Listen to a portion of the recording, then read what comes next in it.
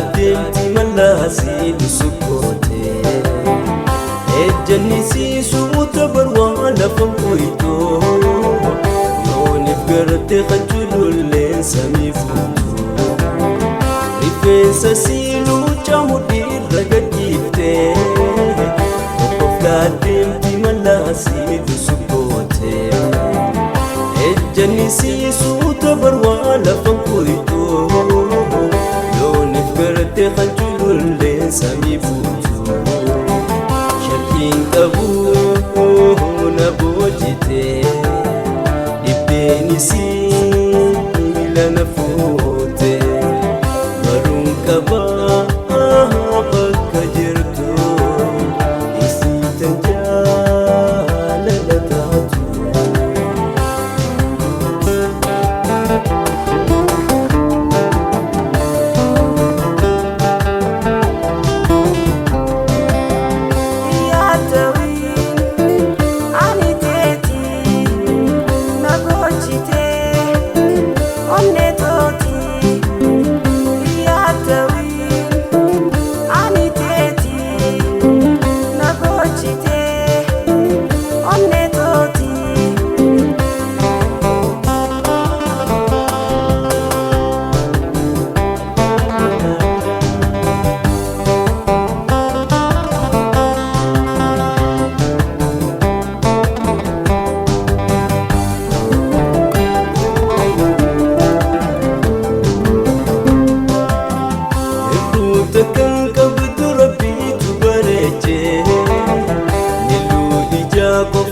Isina marache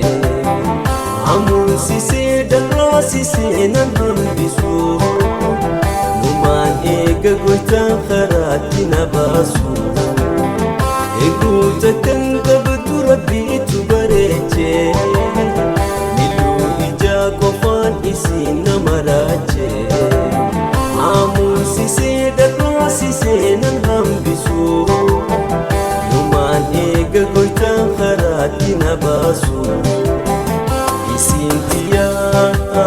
anafumamte qalbiin tanto annabete abdiin qaba anuma dhufte jiru tonaaf bareechite.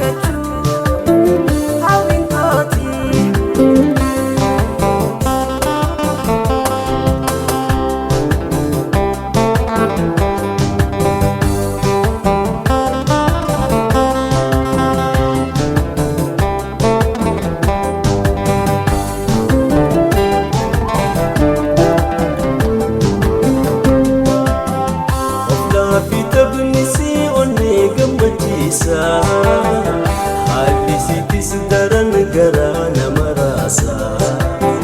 jireenya koo mara jeetee ni dhageessa